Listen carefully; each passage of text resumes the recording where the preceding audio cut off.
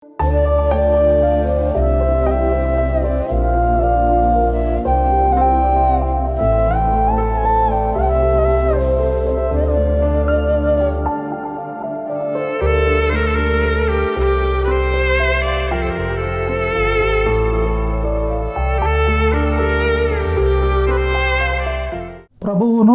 మన రక్షకుడును అయిన యేసుక్రీస్తు ప్రభుల వారి శ్రేష్ఠ నామాన్న మీ అందరికీ శుభాలు వందనాలు తెలియపరుస్తున్నాను.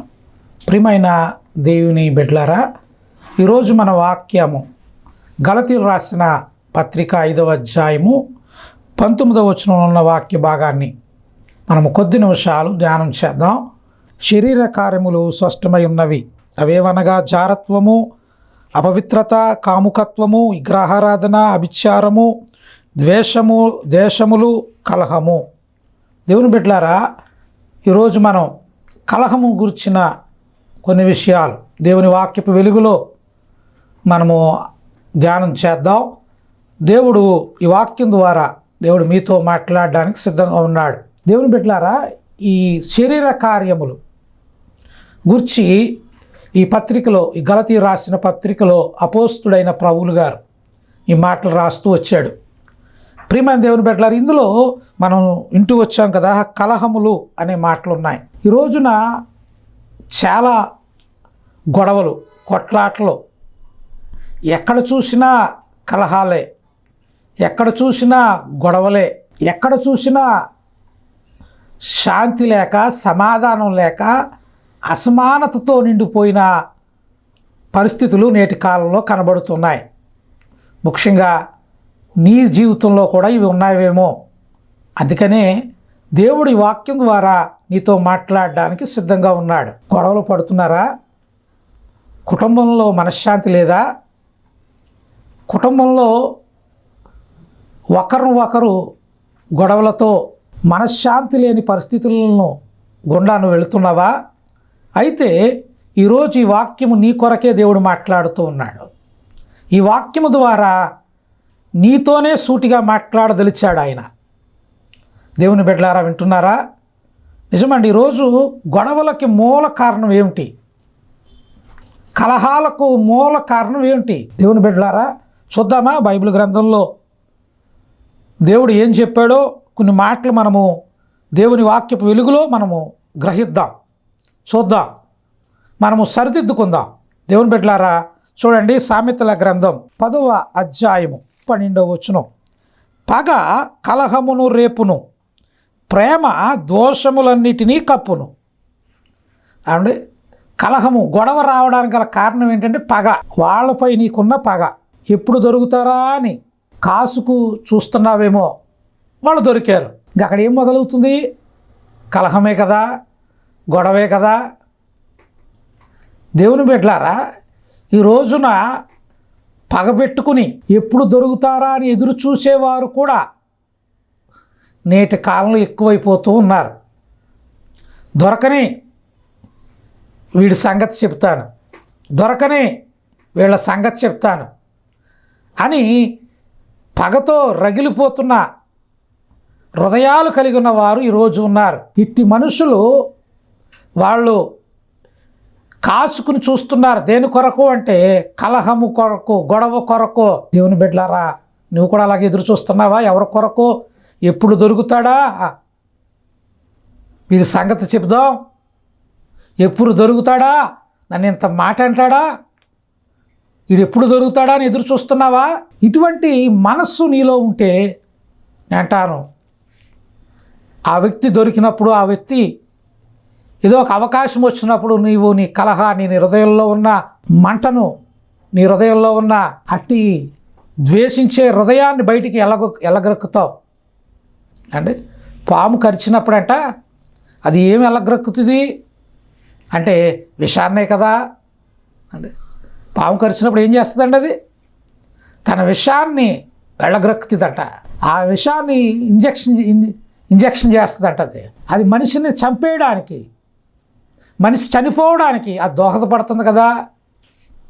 అలాగే నీవు కాసుకుని పగబట్టి మరి చూస్తున్న దాన్ని బట్టి, లేక ఆ గొడవ వల్ల నీ నాశనాన్నైనా తెచ్చుకుంటావు, ఇతరులు నాశనం అవడానికి నువ్వు కారణమైన అవుతావు.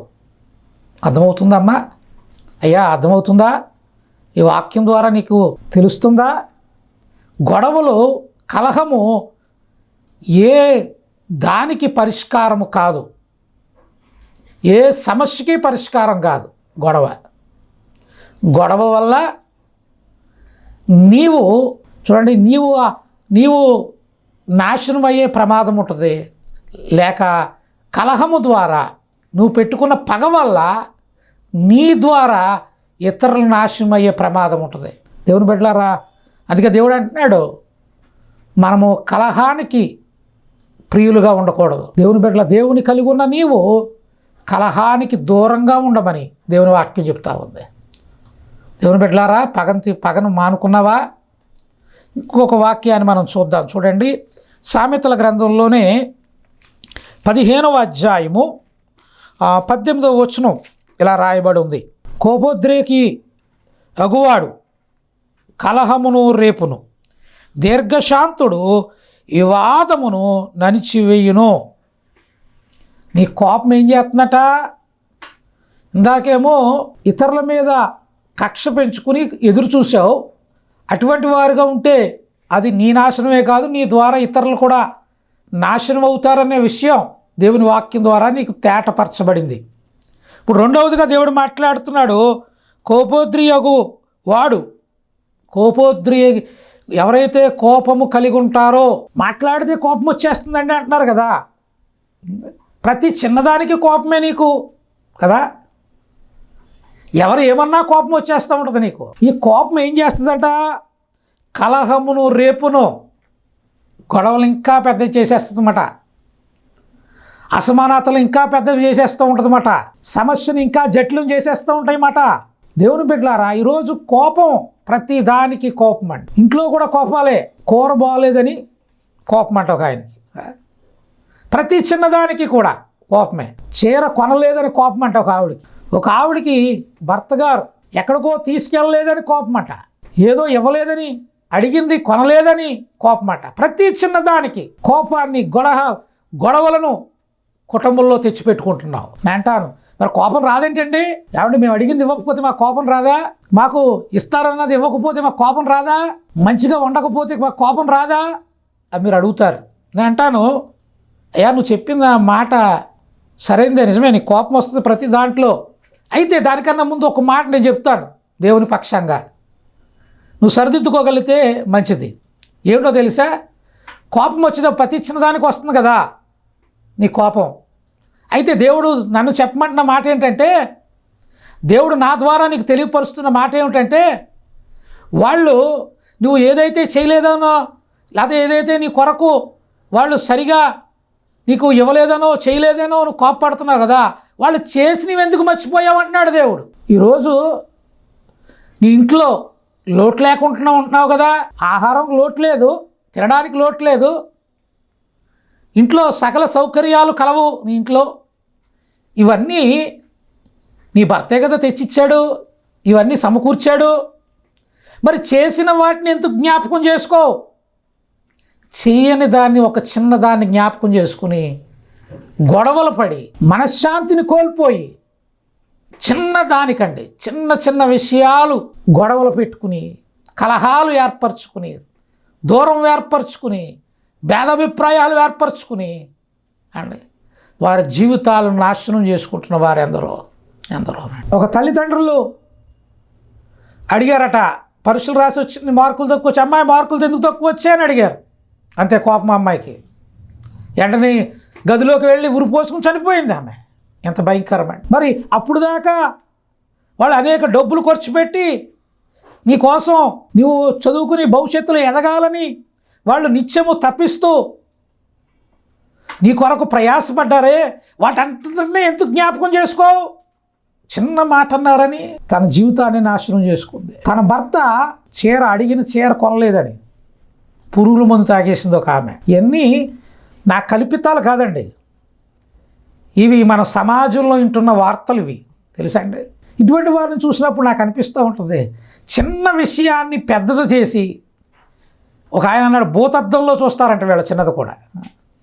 భూతద్దంలో చూసి లేనిదేదో ఊహించుకుని ఏదో జరిగిపోతుందని చెప్పి, ఏదో నన్ను తక్కువగా భావిస్తున్నాడని చెప్పి, నన్ను పట్టించుకోవట్లేదని చెప్పి, నన్ను దూరం పెడుతున్నాడని చెప్పి చిన్నదాన్ని పట్టుకుని దాన్ని పెద్దదిగా చేసుకుని జీవితాలను నాశనం చేసుకుంటున్న వారు అనేకులు. ప్రియా దేవుని బిడ్డ, ప్రియ సోదరుడా, సోదరి, ఈ వాక్యం ద్వారా దేవుడు నీతో మాట్లాడుతున్నాడు. చేయలేని దాన్ని పట్టుకుని బాధపడటం కంటే ఎన్ని నీ కొరకు సిద్ధపరిచారు. వాటిని తలుచుకుని దేవుణ్ణి మహిమపరిచావా? వాటిని తలుచుకుని నీ భర్తను ఎప్పుడైనా, నీ భర్తను సంతోషంతో మాకు ఇచ్చేసినందుకు మీకు కృతజ్ఞత కలిగి ఉన్నారండి, సంతోషం కలిగి ఉన్నారండి, మీరు ఎంతో మా కొరకు చేశారని ఎప్పుడైనా ఆయనను గౌరవిస్తూ ప్రేమిస్తూ నువ్వు మాట్లాడావా? చేసినది నీకు గుర్తుకుంటట్లేదు. అది భర్తకైనా భార్యకైనా చేసింది ఏది గుర్తుంటలేదండి. చెయ్యని దాన్ని, ఏదో చిన్న దాన్ని పట్టుకుని కలహాలు రేపుకుని కోపాలు పెరిగిపోయి కుటుంబాలను విచ్ఛిన్నం చేసుకుంటూ ఉన్నారు. దేవుని బిడ్డలారా, దేవుడు నిన్ను కుటుంబంగా కట్టింది ఎందుకో తెలుసా? నిన్ను కుటుంబంగా జతపరిచింది ఎందుకంటే నీవు కలిసి ప్రేమానురాగాలతో, సంతోషంతో, సమాధానముతో, ఆప్యాయతతో, అనురాగంతో. అంటే ఒక ఆయన అన్నాడు, ఇల్లు సంతోషంగా సమాధానంతో ఉంటేనట పరలోకాన్ని ప్రతిబింబిస్తుందంట ఆ కుటుంబం. అంటే పరలోకంలో ఉన్నట్టు ఉంటుందంటండి ఆ గృహంలో ఉంటే. అటువంటి గృహంగా నీ గృహం మార్చబడాలి. అంతేగాని ప్రతిదానికి కోపం. దేవుని బిడ్డలారా, కోపము మనల్ని దేవునికి దూరం చేస్తుంది. మన చూడండి, కోపోద్రేకం కలిగి క్షణికమైన కోపం చేత అంటే చెయ్యకూడని పనులు చేయడానికి మనల్ని ప్రేరేపిస్తుంది కోపం. ఒక రోజు నేను విన్నాను ఒక వార్త. ఇంటికి కష్టపడి తన భర్త వచ్చాడు. వచ్చి అమ్మా అక్కడ మంచినీళ్ళు ఇవ్వు అన్నాడు భార్యను. భార్య తీసుకోండి వెళ్ళి అంది. ఆయన కోపం వచ్చేసింది వెంటనే. ఆమె ఏం పనిలో ఉందని ఈయన అర్థం చేసుకోలేదు. అయ్యో కష్టపడి వచ్చాడు కదా, ఇప్పుడు మంచినీళ్ళు ఇద్దాం, పని తర్వాత చూద్దాం అని ఆమె అనుకోలేదు. అంటే ఆమెమో ఇవ్వలేదు మంచినీళ్ళు, ఈయన తీసుకోవడానికి ఈయన కోపం వచ్చింది. మంచినీళ్ళ కోసం అండి కోపం. ఇలాంటి కోపంతో ఉన్నప్పుడు డాడీ అని తన కూతురు తన దగ్గరికి వచ్చిందండి. చిన్న పాప తన కూతురు తన దగ్గరికి వచ్చింది. భార్య మీద కోపంతో, ఇంటిగా బయట కష్టపడి అలసిపోయిన అలసటతో ఆ కోపము ఇంకా పెరిగి ఆ చిన్న పాపని డాడీ అని దగ్గరికి వచ్చిన హక్కును చేర్చుకోవలసిన తండ్రి ఒక చేత్తో ఆ బిడ్డని అలా ఇసిరేసాడు. రెక్కట్టుకుని అలా ఇసిరేసాడు. ఏం జరిగిందో తెలుసా? ఆ ఇసిరేయడం ఆ పాప ఎక్కడ పడిందో తెలుసా? అంటే అప్పుడే గొబ్బరికాయలు ఒలిచిన గుణపం అక్కడ పెట్టుందటండి. బయట లోగిల్లో ఆ గుణపం అక్కడ పెట్టబడి ఉంది. ఈ పాప వెళ్ళి ఆ గుణపం మీద పడింది. అది పొదునుతో ఉందేమో, గుండెను గుచ్చుకుని వెళ్ళిపోయిందండి. అర్ధాంతరంగా ఆ పాప చనిపోయింది. ఎంత బాధ అండి ఇది, ఎంత ఆవేదన. చిన్న కోపం అండి, మంచి నీళ్ళు కోసం కోపం. ఒక నిండు ప్రాణాన్ని బలితి చేసుకుంది కదా కోపం. మాట్లాడితే ఎందుకయ్యా కోపపడుతో?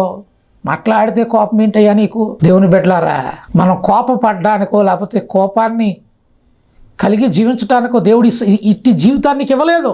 ఈ జీవితం ఇతరులకు ఆదర్శప్రాయంగా నువ్వు బ్రతకాలి, ఇతరులకు మాదిరిగా నువ్వు ఉండాలి, ఇతర జీవితాలను బాగు చేసేవాడిగా నీ జీవిత విధి విధానాలు ఉండాలని దేవుడు ఈ జీవితం ఇచ్చాడయ్యా నీకు.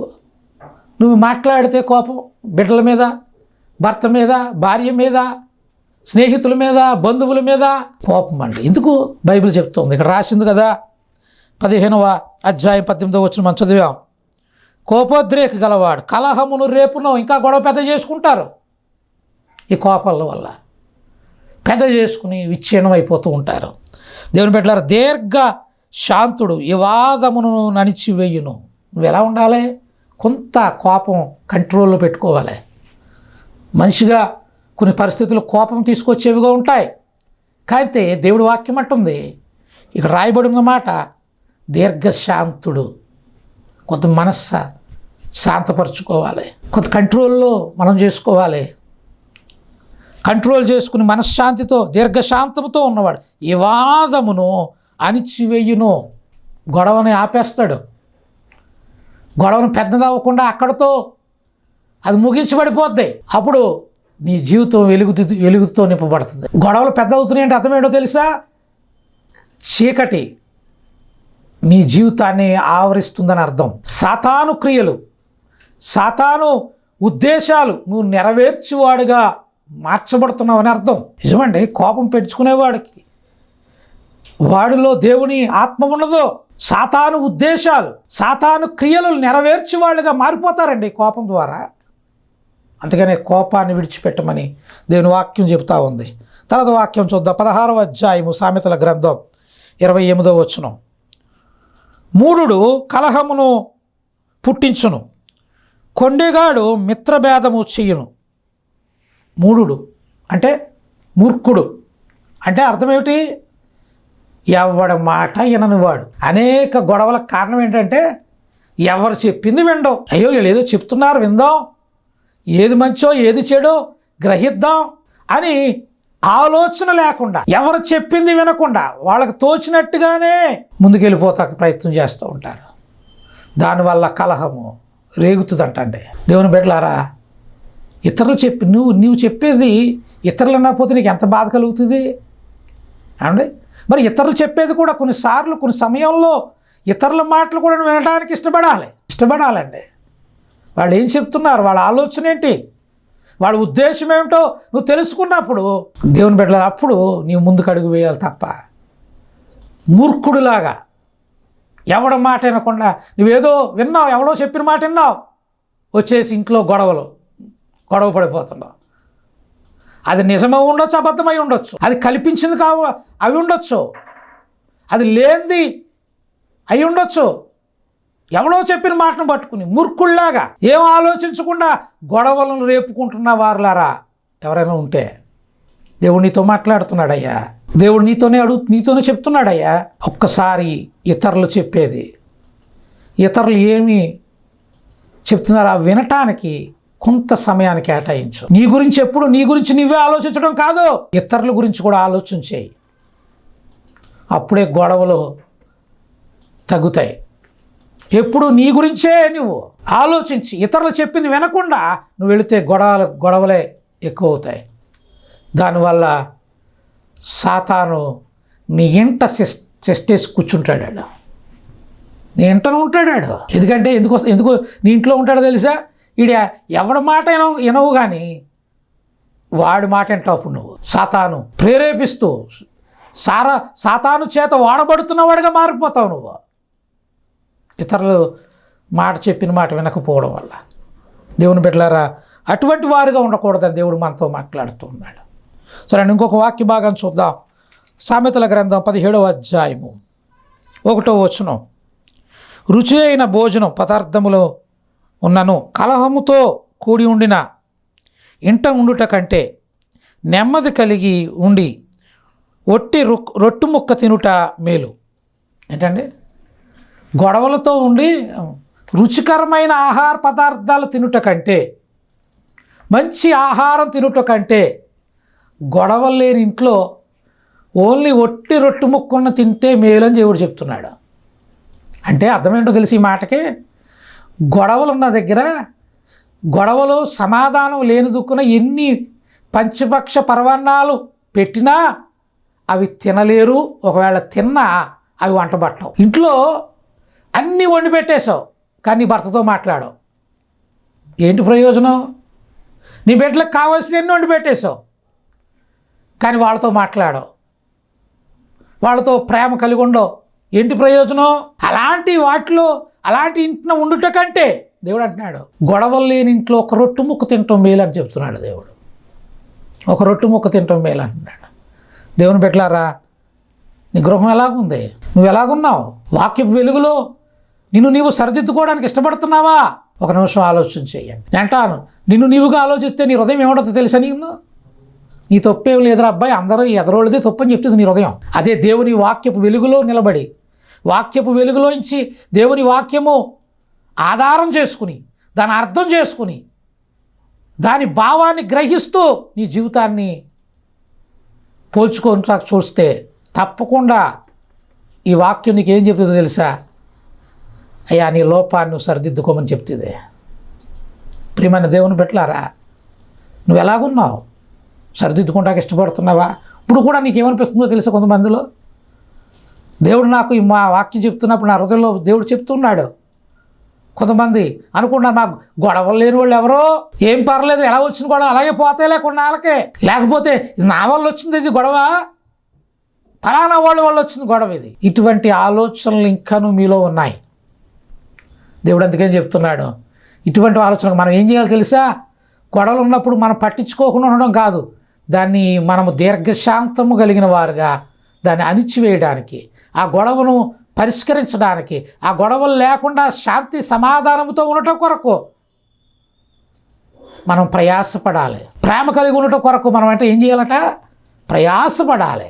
వెంటాడుడి అన్నాడు దేవుడు. ప్రేమ కలిగి ఉండటానికి, ప్రేమ కొరకు, నీతి కొరకు, యథార్థత కొరకు వాటిని వెంటాడాలి మనం. దేవుని బిడ్డలారా, దేవుని వాక్యంలోంచి మనం నేర్చుకుందాం. ఇంట్లో అన్నీ ఉన్నాయండి, అన్ని ఆహార పదార్థాలు అన్నీ మంచివి, పోషక విలువలతో కూడినవి నీ గృహంలో ఉండొచ్చు. కానీ దేవుడు అంటున్నాడు, అన్నీ ఉన్నాయి కానమ్మా, అంతకంటే ఆవేదన గురి చేసే కలహాలు మీ మధ్యన ఉన్నాయి. తింటున్నావు కానీ తింటున్నప్పుడు కూడా నువ్వు నీ గొడవల కోసమే ఆలోచిస్తున్నావు. నిద్రపోదాం అనుకుంటున్నావు కానీ నిద్రపోవడానికి ఉపక్రమించినప్పుడు కూడా నీ గొడవల కొరకే ఆలోచిస్తున్నావు. దాన్ని ఇలా ఎందుకన్నాడు, నా మీద ఈ నింద ఎందుకు వేసాడు అని ఆలోచిస్తున్నావు నువ్వు. అయితే దేవుడు నీకు ఏం చెప్తున్నాడంటే, గొడవల కొరకు కాదు, గొడవలను ఎలాగూ పరిష్కరించుకోవాలో, ఎలాగూ మనశ్శాంతిని కలిగి జీవించాలో వాటి కొరకు నువ్వు ప్రయాసపడాలి. దేవుని బిడ్డలారా, ఆ విధంగా నువ్వు ప్రయాసపడినప్పుడు నువ్వు సమాధానం కలిగిన దానివై ఉండగలవు. దేవుని బిడ్డలారా, సమాధానం కలిగి ఉండండి. ఇంకో మాటను చూడొద్దాం. సామెతల గ్రంథం 17వ అధ్యాయము 19వ వచనం రాయబడి ఉంది, కలహప్రియుడు దుర్మార్గప్రియుడు. కొంతమందికి గొడవలంటే ఇష్టం అండి, అది వచ్చిన బాధ. ఏమంటే ఇష్టం అంటండి? గొడవలంటే ఇష్టం. అవునండి, ఇటువంటి వాడిగా నువ్వు ఉన్నావేమో. దేవుని బిడ్డలారా, ఇద్దరు కొట్టుకుంటే నువ్వు సంతోషిస్తున్నావేమో. ఇద్దరు వివాదం పడుతూ ఉంటే నువ్వు ఆనందిస్తున్నావేమో. ఇతరు బాధలు పడుతూ వాళ్ళ జీవితాలను ఒకళ్ళు తిట్టుకుంటూ కొట్టుకుంటూ ఉంటుంటే నువ్వు వాళ్ళని చూసి ఆనందిస్తున్నావేమో. కలహప్రియుడిగా నువ్వు ఉన్నావేమో. అటువంటి వారికి బైబిల్ గ్రంథం పేరు పెట్టింది. అవునండి, అటువంటి వారికి ఇక్కడ వాళ్ళు రాయబడిన కలహప్రియులు దుర్మార్గప్రియులు, వాళ్ళు దుర్మార్గులు అని చెప్తుంది దేవుని మాట. నువ్వు అలాగున్నావా? ఇద్దరు కొట్టుకుంటే నాకెందుకు కాదు, వారిని ఏ విధంగా వారిని సమాధానపరచాలి. బైబిల్ చెప్తుంది కదా, సమాధానపరచువారు ధన్యులు. మండుతున్న మంట పైన ఆర్జ్యం వేయకూడదు, ఇంకా దాన్ని చల్లార్చడం కొరకు కొన్ని నీళ్లు పోయాలి. ఆ గొడవను సద్దుమనగడం కొరకే నువ్వు ప్రయత్నం చేయాలి. కానీ కలహప్రియుడులాగా గొడవలు పెట్టేవాళ్ళుగా, కొండెగాడు అని రాస్తుంది బైబిల్ గ్రంథంలో. కొండెగాడు లెక్కలేని ముద్దులు పెడతాడంట. ఈ రోజున వీళ్ళు కూడా ఎక్కువైపోతున్నారండి. విన్నది ఒకటైతే చెప్పేది ఒకటి అవుతుంది. విన్నదానికి చెప్పిన దానికి సంబంధం ఉండదు. ఒకళ్ళ మధ్య ఒకళ్ళు గొడవలు పెడుతూ కొంతమంది క్షణికమైన ఆనందం కొరకు చూస్తూ ఉన్నారు. దేవుని బిడ్డలారా, మనం సమాధానపరచువారుగా ఉండాలి కానీ కలహప్రియులుగా, కొండెగాడిగా మనం ఉండకూడదని దేవుని వాక్యం మనకు బోధిస్తూ ఉంది. దేవుడు నీతో తెలియపరుస్తూ ఉన్నాడు. చూడండి, మరొక మాట మీకు చూపించి నేను ముగిస్తాను. దేవుని బిడ్డలారా, చూడండి, సామెతల గ్రంథం 20వ అధ్యాయము 3వ వచనం ఇలా రాయబడి ఉంది, కలహమునకు దూరంగా ఉండుట నరులకు ఘనత. చూడండి, ఈ దేనికి దూరంగా ఉండాలట? కలహానికి దూరంగా ఉంటే అది నీ ఘనత. గొడవలకు ఎంత దూరంగా ఉంటే అంత మంచిది నీ జీవితానికి అని చెప్తున్నాడు దేవుడు. నేను అంటాను, చివరిగా నేను ముగించేసే మాట మీకు చెప్తూ ఉన్నాను. ఏంటంటే, గొడవ అనేది, కలహం అనేది ఒకళ్ళు బట్టి వస్తుందా, ఇద్దరు బట్టి వస్తుందా? ఆలోచన చేయండి. ఎలా వస్తుంది గొడవ? ఇద్దరు ఒకరిని ఒకరు వ్యతిరేకించుకుంటూ ఉంటే ఒకరినొకరు మాట్లాడుకుంటూ ఉంటే, ఒకరినొకరు అర్థం చేసుకోకుండా ఉంటే కలహము గొడవ పెరిగిపోతూ ఉంటుంది కదా. నేను అంటాను, ఒకళ్ళు ఒక మెట్టు తగ్గితే, గొడవాడుకునే ఇద్దరిలో ఒకళ్ళు వాళ్ళు అన్నట్లు ఎదురు వాళ్ళు అన్నట్లుగా అనకుండా కొంత సహనాన్ని పాటిస్తే, కొంత ఓర్పు కలిగి ఉంటే ఆ గొడవ పెరగదు కదా.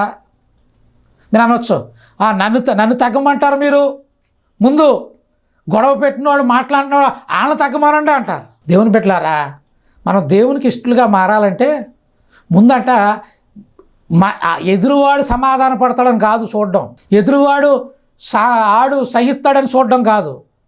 ముందు మనమే సమాధాన పడాలి, ముందు మనమే ఓర్పు కలిగి ఉండాలి, మనమే దీర్ఘశాంతం కలిగి ఉండాలి. కొంత ఓపిక పట్టినప్పుడు, కొంత ఓర్చుకున్నప్పుడు, కొంత సహించినప్పుడు గొడవలు పెద్దవి కావండి, కుటుంబాలు విచ్ఛిన్నం కావు, జీవితాలు నాశనం కావు. దేవుని బిడ్డలారా, ప్రతి చిన్నదానికి కోప్పడకు, ప్రతి చిన్న విషయంలో నీవు దేవునికి విరోధంగా పాపం చేయకు, ప్రతి చిన్నదాని విషయంలో కూడా కోపం కలిగి నీవు పాపం వైపుకి అడుగులు వేయకు. నేను వాక్యంలోంచి మీకు చెప్తూ తెలియపరుస్తూ ఉన్నాను. చూడండి, ఆఖరి మాటగా మీకు తెలియపరుస్తున్నాను. కొరింథీయులకు రాసిన మొదటి పత్రిక 3వ అధ్యాయము 3వ వచనం, మీరు అసూయయు కలహము ఉండగా మీరు శరీర సంబంధులైన మనుషులు రీతిగా నడుచుకున్నవారు కారా అని పౌలు గారు అడుగుతున్నాడు. అంటే మన శరీర సంబంధులమా ఆత్మ సంబంధులమా? ఆత్మ చెప్పు మాట చెవు గలవాడు వినుగాక. ఆత్మయ్య ఉన్న దేవుడు, ఆత్మస్వరూపియగు దేవుడు మాట ప్రకారం వెళుతున్నావా, లేక నీ శరీర సంబంధులుగా నువ్వు బ్రతుకుతూ ముందుకు వెళుతున్నావా? ఎలా ఉన్నావు నువ్వు? ఇప్పుడైనా కోపాన్ని మానుకోవయ్యా, ఇప్పుడైనా కలహాలకు దూరంగా ఉండయ్యా, ఇప్పుడైనా మనశ్శాంతి కలిగి బ్రతికయ్యా. ఈ లోకంలో దేవుడిచ్చిన ఈ ఆయుష్ను, ఇట్టి జీవితాన్ని సంతోషకరంగా మలుచుకునే స్థితి, అవకాశం దేవుడు నీ చేతికి అప్పగించాడు. ఈ జీవితాన్ని ఆనందంగా, సంతోషకరంగా, దీవెనకరంగా మలుచుకునే అవకాశం దేవుడు నీకు ఇచ్చాడట. మలుచుకుంటావా, లేక నీ జీవితాన్ని నువ్వే నాశనం చేసుకుంటావా నీ చేతులారా? మీకు ఇంకా అర్థమయ్యేలా మాట చెప్పి ముగిస్తాను. చూడండి, ఒక గులాబీ పువ్వు నీ చేతిలో ఉంది. అది చూస్తున్నప్పుడు ఎంతో ఆహ్లాదకరంగా, సంతోషకరంగా ఆ గులాబీ పువ్వు కనపడుతుంది. అది నీ చేతికి ఇవ్వబడింది. అయితే ఆ గులాబీ పువ్వును బట్టి సంతోషిస్తూ ఆనందిస్తూ ఉండేవాళ్ళు కలరు. కొంతమంది ఒక్కొక్క రేఖను పీకుతూ, ఒక్కో రేఖను తీసేస్తూ దానికున్న అందాన్ని, దాన్ని బట్టి వచ్చే ఆహ్లాదాన్ని పోగొట్టుకుని దాన్ని నాశనం చేసేవాళ్ళు ఉన్నారు. నీ కుటుంబం కూడా అలాంటిదే. దేవుడు నీ కుటుంబాన్ని చేతికి అప్పగించాడు. కుటుంబాన్ని బట్టి సంతోషిస్తూ ఆనందిస్తూ దీవెన పొందుకుంటూ నువ్వు వెళ్తున్నావా, లేక దాన్ని నాశనం చేసుకుంటూ నీ పతనాన్ని నువ్వు కోరుకుంటూ ముందుకు వెళుతున్నావా?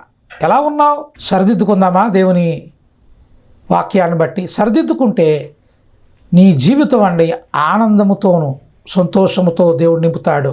అట్టి కృప దేవుడు మీకు దయచేయునుగాక. ప్రార్థన చేసుకుందాం. కళ్ళు మూయండి, ప్రార్థన చేద్దాం. మహాపరిశుద్ధుడైన తండ్రి, మహిమ కలిగిన దేవా, నీకు వందనాలు. ప్రభువా, ఎవరైతే కలహాలతో, గొడవలతో, కొట్లాటలతో, శాంతి లేక, సమాధానం లేక ఉన్నారో నీ సేవకుడుగా, నీ దాసుడుగా ప్రార్థన చేస్తున్నాను. ఎవరైతే మోకరించి కళ్ళు మూసి ప్రార్థనతో ఏకోపిస్తున్నారో వారి కుటుంబంలో సమాధానాన్ని నెలకొల్పండి నాయన. శాంతిని, సమాధానమును దయచేయండి.